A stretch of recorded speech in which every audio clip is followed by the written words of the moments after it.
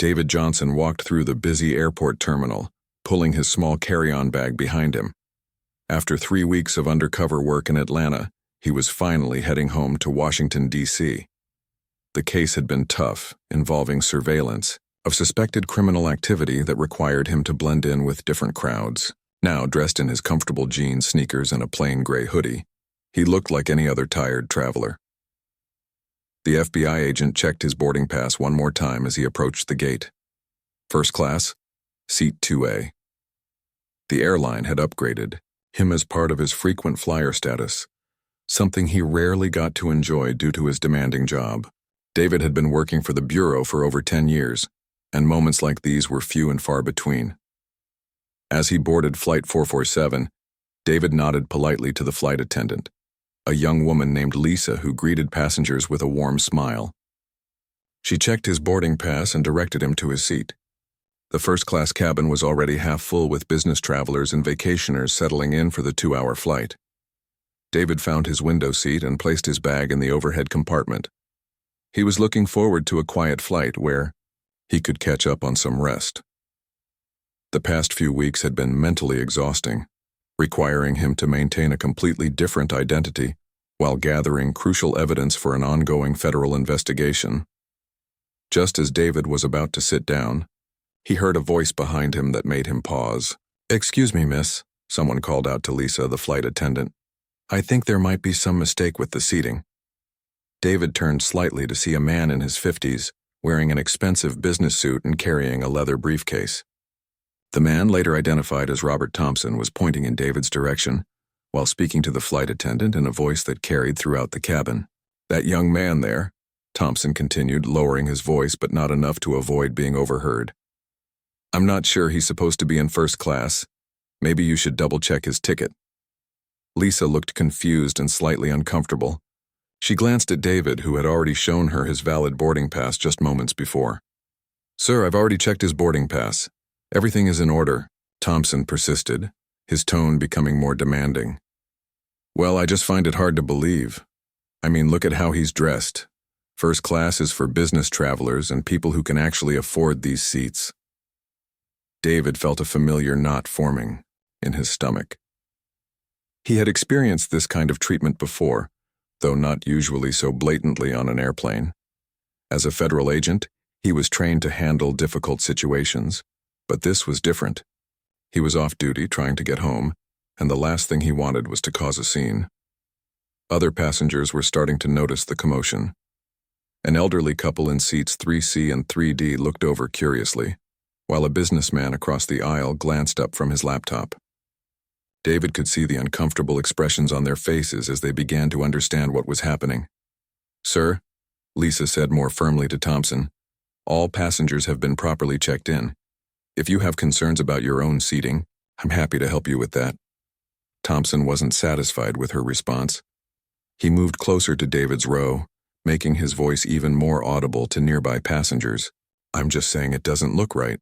People like that usually don't fly first class unless something fishy is going on." The phrase "people like that" hung in the air like a dark cloud. David felt his jaw clench involuntarily.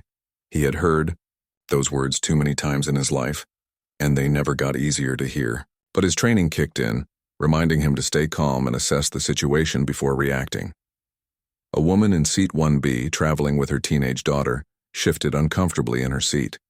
She whispered something to her daughter, who looked shocked and confused by what she was witnessing. The teenager pulled out her phone, as many young people do when something unusual happens around them. David decided to take his seat and ignore Thompson's comments. He had learned long ago that sometimes the best response to ignorance was to remain dignified and let others show their true colors. He settled into his window seat and pulled out a book, hoping Thompson would lose interest and focus on his own business. But Thompson wasn't finished.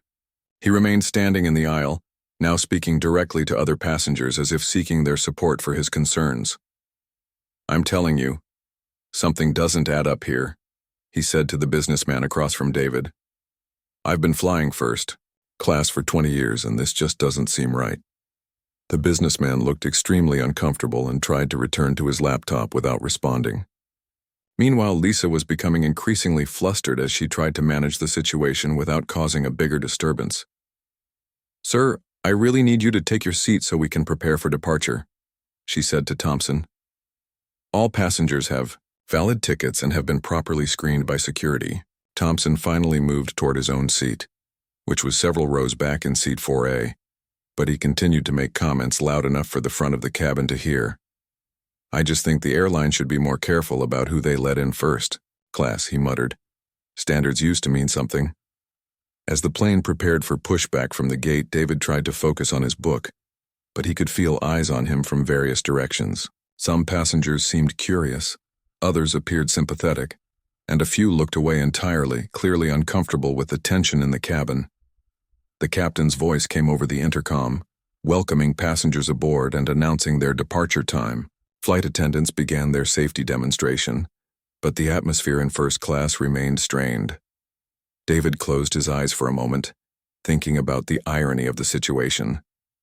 Here he was, a federal agent who had just spent weeks protecting national security, being questioned about his right to sit in a seat he had legitimately purchased.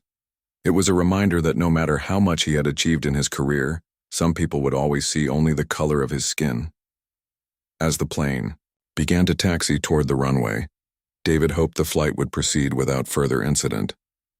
He had no idea that the next 2 hours would test not only his patience but also his professional training in ways he never expected, while simply trying to get home. The plane had been in the air for about 30 minutes when Robert Thompson decided he wasn't done making his point. David had been trying to read his book and enjoy the peace of being above the clouds, but Thompson's voice kept cutting through the quiet hum of the aircraft engines. "I'm sorry to bother you again," Thompson said to Lisa, the flight attendant, as she was serving beverages to first-class passengers. "But I really think you should ask to see that man's boarding pass again."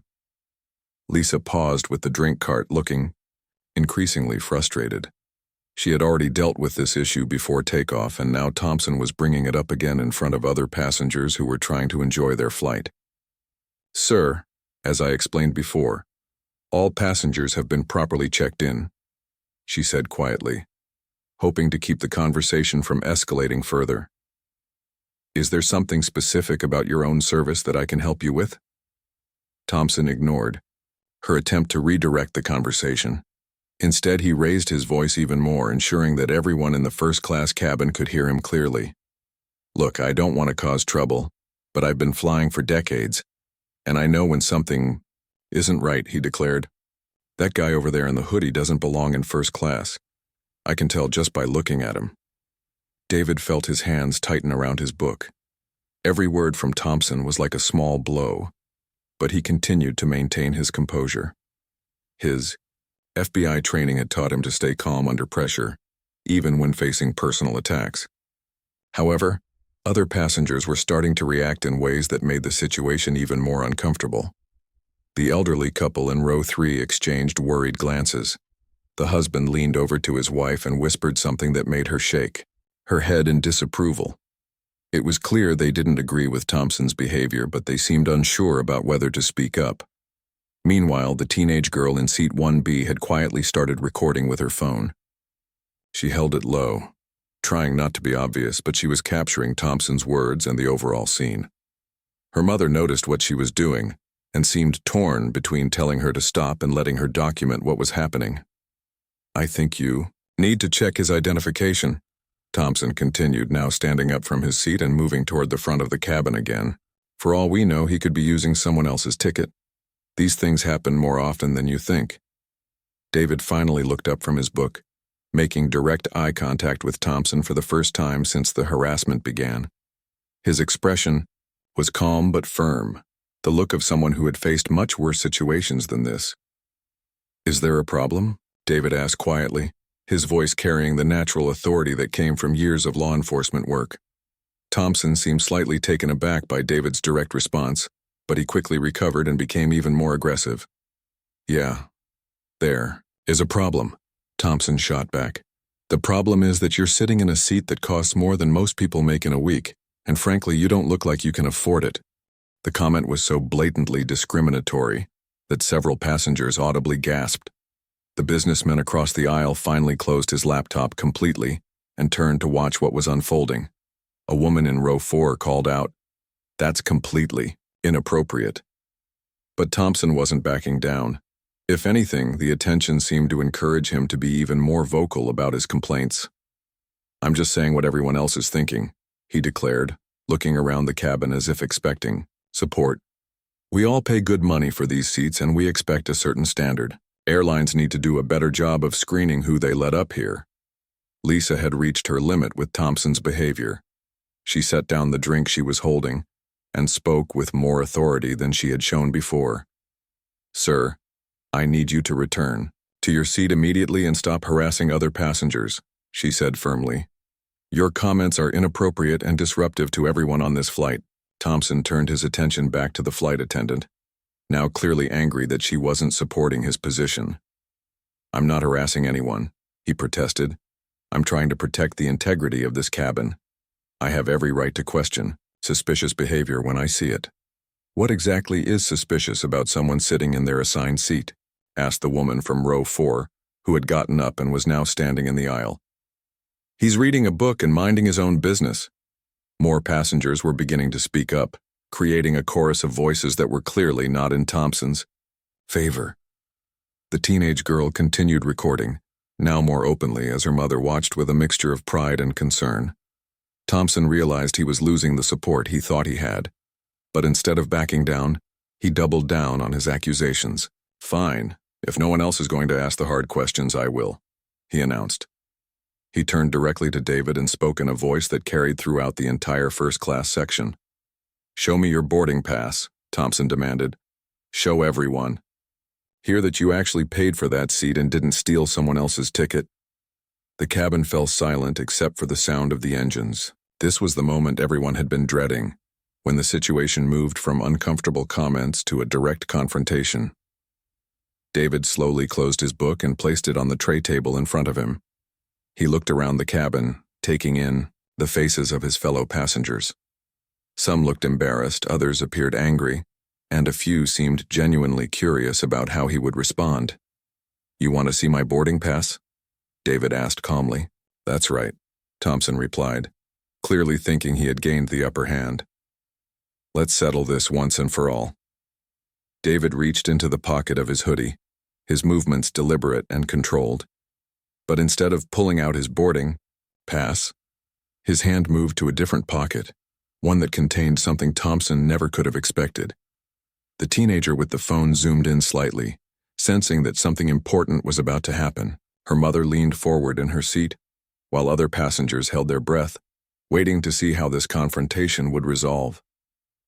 Lisa stood frozen with the drink cart, unsure whether she should call for backup from the cockpit or try to de-escalate the situation herself.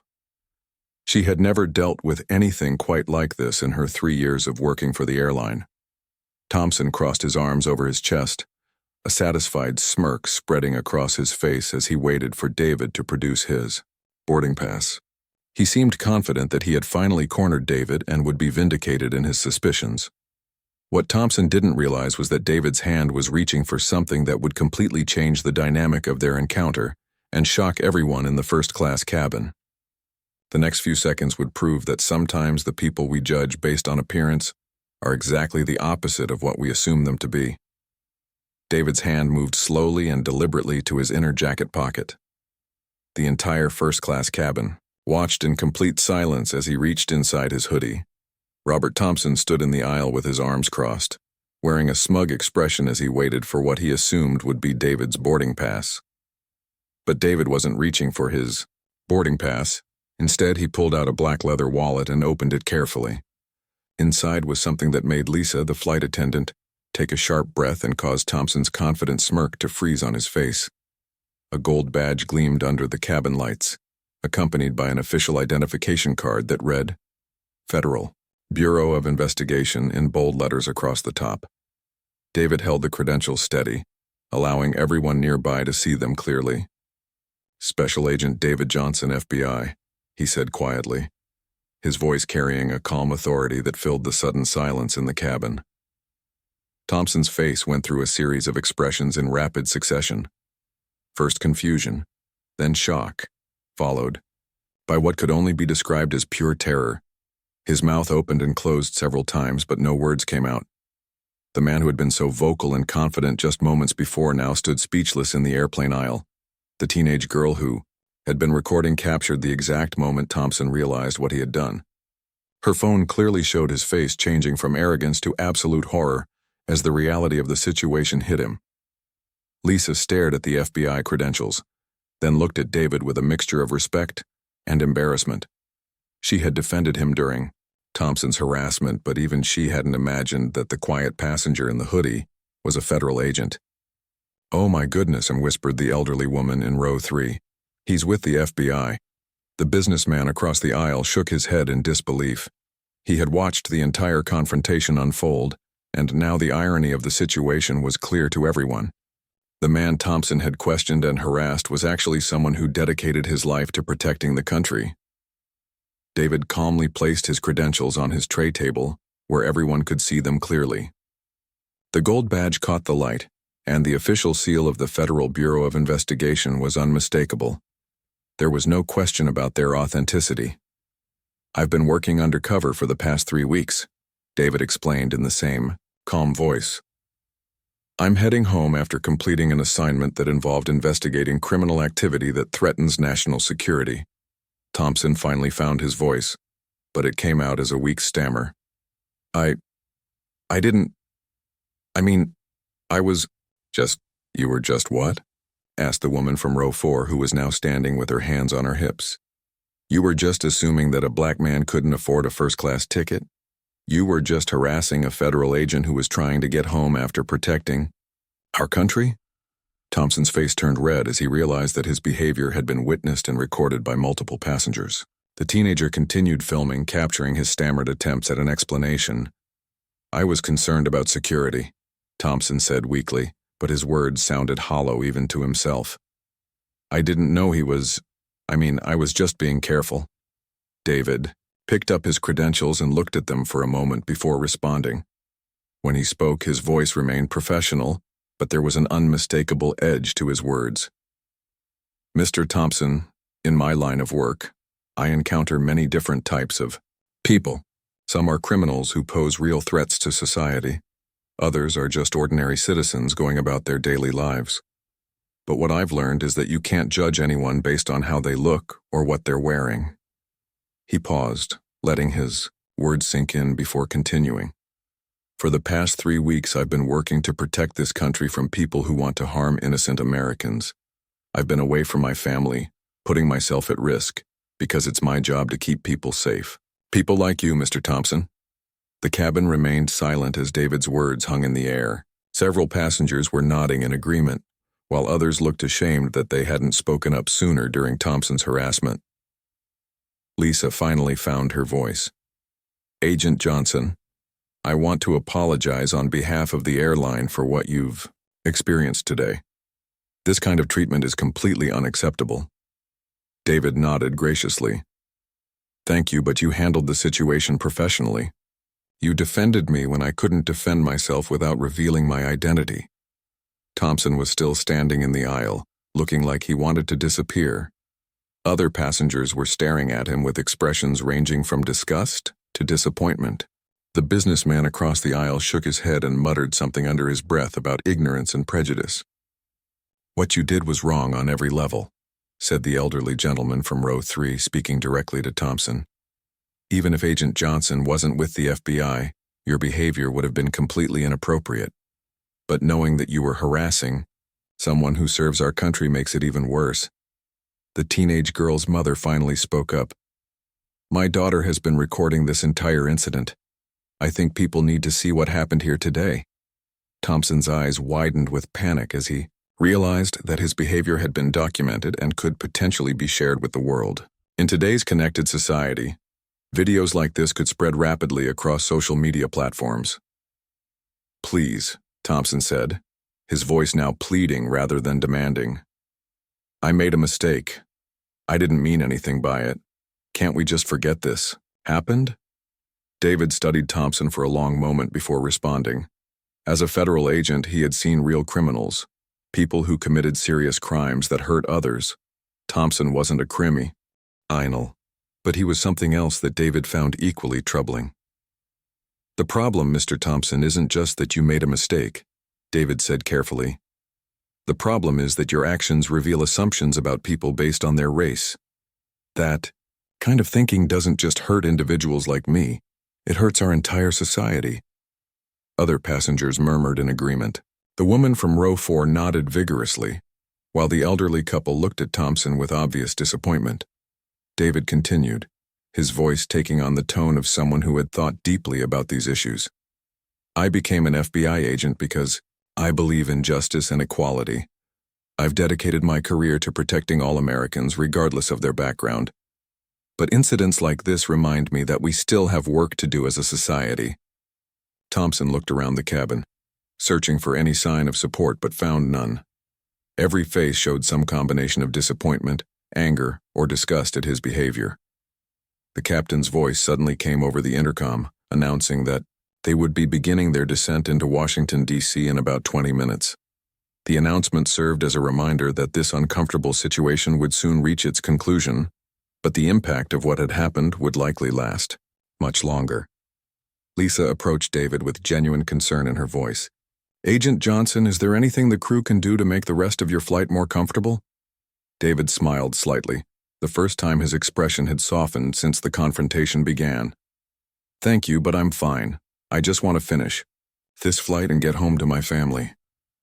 As Thompson finally returned to his seat, the atmosphere in the cabin began to shift. Passengers started quiet conversations about what they had witnessed, while others continued to stare at the FBI credentials that David had placed back on his tray table. As Flight 447 began its descent into Washington, D.C., the atmosphere in the first-class cabin remained tense.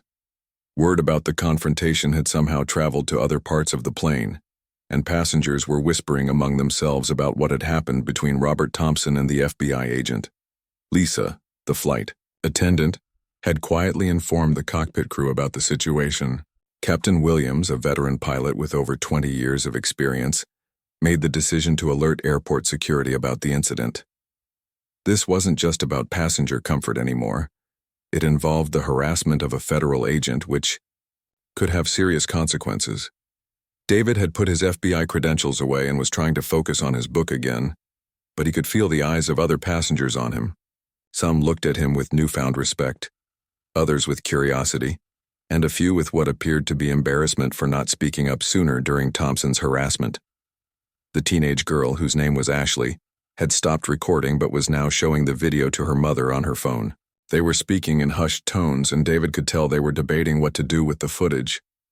"Mom, people need to see this," Ashley whispered.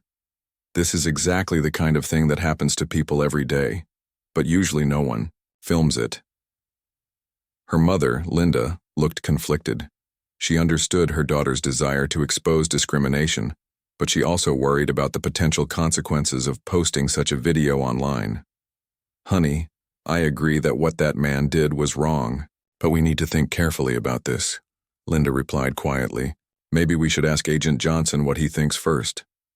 Meanwhile, Thompson sat in his seat looking increasingly anxious as the plane descended. He had realized that his behavior could have serious repercussions beyond just embarrassment. Harassing a federal agent, even unknowingly, might lead to legal consequences he hadn't considered in his moment of prejudiced outrage. The businessman across from David, who had witnessed the entire incident, was typing notes on his laptop. As someone who worked in corporate human resources, he recognized the serious nature of what he had observed. He was documenting the events in case he needed to provide a witness statement later. About 10 minutes before landing, Lisa approached David's seat with a concerned expression. "Agent Johnson," she said quietly, "the captain wanted me to let you know that airport security will be waiting when we land. They'll want to speak with you about what happened." David nodded. "That's standard procedure. I appreciate you and the crew handling this professionally." Thompson, who had been listening to every conversation around him, felt his stomach drop when he heard about airport security.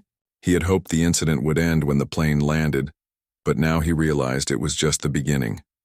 As the plane touched down at Ronald Reagan Washington National Airport, Passengers began gathering their belongings. But unlike a typical flight, there was an unusual tension in the air. Everyone seemed to be waiting to see what would happen next. David remained seated as other passengers filed off the plane. This was partly out of courtesy to let others disembark first, but also because he knew he would need to speak with security officials before leaving the airport. Thompson was also still in his seat, apparently hoping that if he waited long enough, the situation might somehow resolve itself. But as the cabin emptied, it became clear that both men would need to face the consequences of what had occurred during the flight. Captain Williams emerged from the cockpit and approached David's seat. He was a distinguished-looking man in his 50s with gray hair and the confident bearing of someone who had handled many difficult situations over his career. "Agent Johnson, I want to personally apologize for what you experienced on my aircraft," the captain said. "This kind of behavior is absolutely unacceptable, and I want you to know that we take these matters very seriously." David stood and shook the captain's hand. "Thank you, Captain. I appreciate how your crew handled the situation. I've been flying for over 2 decades, and I've seen discrimination before," Captain Williams continued. "But harassing a federal agent who serves our country? That crosses every line imaginable." As they spoke, Thompson finally stood up and tried to leave the plane quickly, hoping to avoid any further confrontation. But as he reached the jet bridge, he found his path blocked by 2 airport security officers who had been waiting for the passengers to disembark. "Sir, we need you to come with us," one of the officers said firmly. "We have some questions about an incident that occurred during the flight." Thompson's face went pale. "I think there's been a misunderstanding. I was just expressing some concerns about airline security." The security officer looked at him with a skeptical expression. "We have multiple witness reports about harassment of another passenger. We need to discuss this in a more private setting." Meanwhile, other passengers were walking past and overhearing the conversation. Several of them stopped to watch, including the elderly couple from row 3 and the woman from row 4 who had spoken up during the confrontation. Ashley and her mother were among the last passengers to leave their seats. As they passed by, Ashley worked up the courage to speak to him. "Excuse me, Agent Johnson," she said nervously. "I recorded what happened during the flight. I wanted to ask if you think I should share it with others." David looked at the teenager thoughtfully. As a federal agent, he understood the power of evidence and documentation, but as someone who had just experienced discrimination, he also understood the personal impact of having such moments made public. "That's a decision you and your mother need to make together," he said carefully. "But I will say this. Sometimes people need to see the reality of what still happens in our society. Maybe seeing it will help them understand why we still have work to do." Linda nodded approvingly at David's response. She was impressed by how he had handled the entire situation with such dignity and professionalism. "If we do share it," she said, "we'll make sure to focus on the behavior that was wrong, not on attacking anyone personally." As David finally left the plane, he was met by airport security officials who needed to take his statement about the incident. The process would be straightforward. He had experienced discrimination before and knew how to document such events professionally. But what David didn't expect was the number of fellow passengers who volunteered to stay and provide witness statements. The elderly couple, the businessman, the woman from row 4 and several others all insisted on speaking with security to corroborate what had happened. "We saw the whole thing," said the elderly gentleman. "That man's behavior was disgraceful, and we want to make sure there's a record of what really happened." Thompson, meanwhile, was being questioned in a separate room. The security officers were professional but thorough, asking him to explain his actions and comments during the flight. Multiple passengers had provided consistent accounts of his behavior, and the evidence was overwhelming. "Sir, we have reports that you made discriminatory comments and repeatedly harassed another passenger based on his race," one officer explained. "Can you help us understand why you felt this behavior was appropriate?" Thompson tried to explain himself, but his words sounded hollow and unconvincing. He claimed he was concerned about security, but couldn't explain why a man reading a book quietly in his assigned seat had triggered such concerns. As word of the incident spread through the airport, some airline employees who had heard about it began discussing the situation among themselves. In today's connected world, news travels fast, especially when IT involves dramatic confrontations and unexpected revelations. Within hours of the plane landing, Ashley and her mother made the decision to share the video on social media. They carefully edited it to focus on Thompson's behavior and David's professional response, making sure to highlight the discriminatory nature of the comments without encouraging personal attacks on anyone involved. The video began spreading almost immediately, shared by people who were outraged by Thompson's behavior and impressed by David's calm dignity throughout the confrontation. Comments poured in from viewers expressing support for David and criticism of Thompson's actions.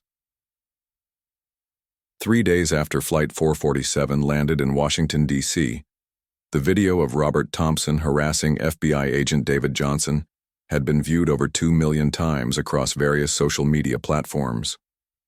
The footage, originally posted by Ashley and her mother Linda, had struck a nerve with people around the country who were tired of seeing discrimination in everyday situations.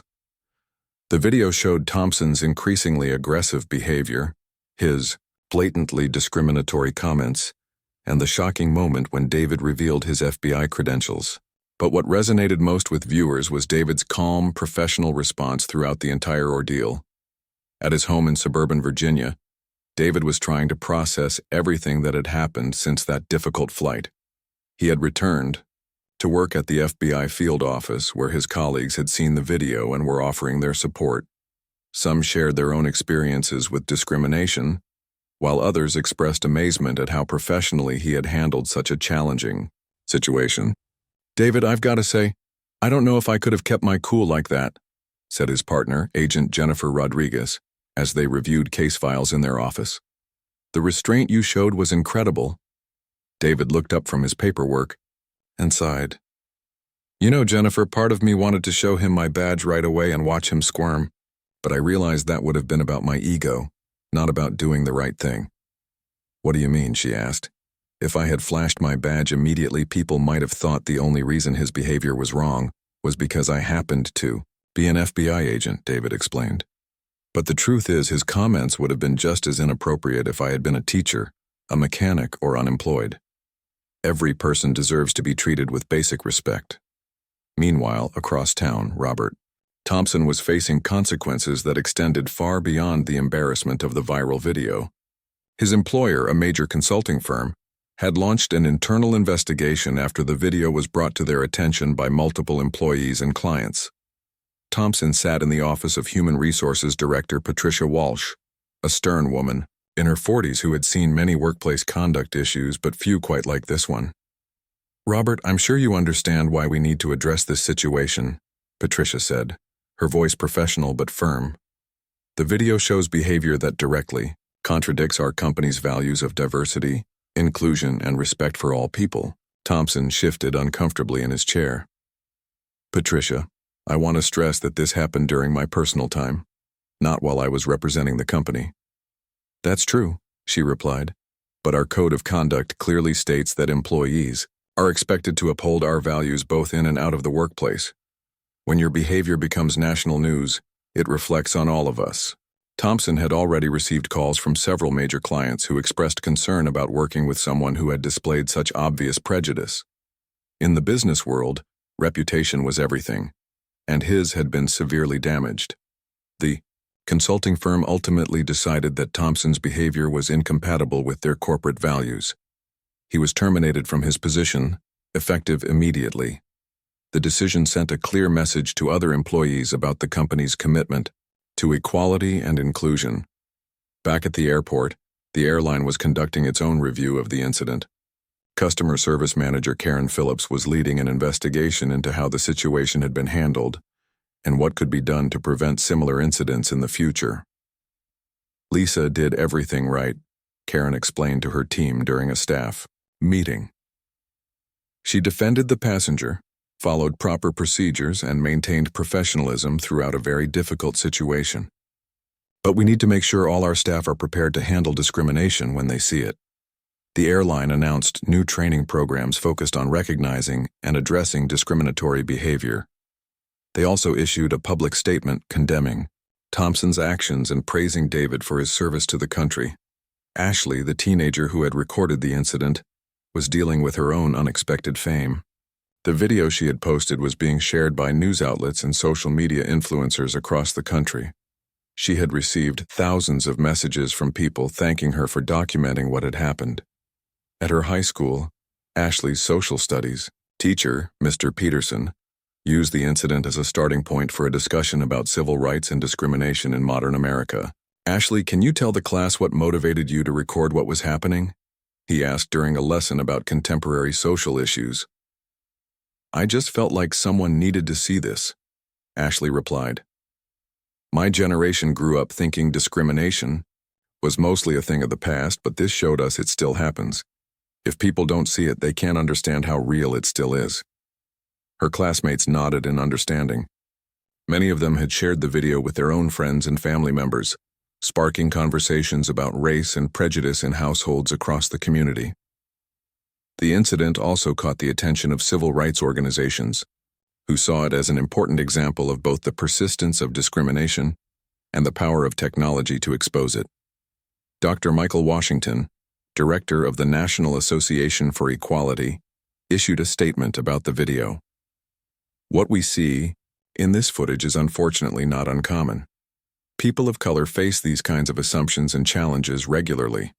What makes this case unique is that it was documented and that Agent Johnson's response demonstrated such dignity and professionalism." The FBI also released a statement supporting their agent, while emphasizing that all Americans deserved equal treatment regardless of their profession or background. "Agent Johnson exemplifies the highest standards of our organization," said FBI Director Rachel Thompson in a press release. "But more importantly, this incident reminds us that discrimination affects people from all walks of life, and we must continue working together to build a more just society." Several weeks after the incident, David was invited to speak at a community forum about discrimination in law enforcement. The event was held at a local community college and was attended by people from diverse backgrounds who wanted to discuss the issues raised by the viral video. "What I learned from this experience," David told the audience, "is that we can't just wait for discrimination to disappear on its own. Each of us has a responsibility to speak up when we see it happening." He looked out at the crowd, which included people of various ages and backgrounds, all listening intently to his words. "I was fortunate that other passengers on that flight stood up for me," he continued. "The flight attendant defended me. Fellow passengers spoke out against what was happening. A teenager had the courage to document it. That's how change happens, when ordinary people decide to do the right thing." An elderly man in the audience raised his hand and asked, "Agent Johnson, how do we teach our children to treat everyone with respect?" David thought for a moment before responding. "We teach them by example. Children learn more from what they see us do than from what we tell them to do. If they see us treating all people with dignity and respect, that's what they'll learn to do themselves." After the forum, several attendees approached David to thank him for his thoughtful responses and to share their own experiences with discrimination. The conversation continued in smaller groups throughout the evening, with people from different backgrounds learning from each other's perspectives. Thompson, meanwhile, had largely disappeared from public view. He had deleted his social media accounts and was reportedly seeking new employment, though his association with the viral video made that challenging. Some people felt his punishment was appropriate, while others believed he deserved a chance at redemption if he genuinely learned from his mistakes. The incident on Flight 447 had become more than just a confrontation between two passengers. It had sparked a national conversation about discrimination, the importance of speaking up against injustice, and the power of ordinary people to create change through their actions. David returned to his regular duties as an FBI agent, continuing his work to protect national security and serve justice. But he also carried with him a renewed appreciation for the many people who had supported him during that difficult flight. Strangers who became allies simply by choosing to do what was right. The video eventually stopped trending on social media, as all viral content eventually does.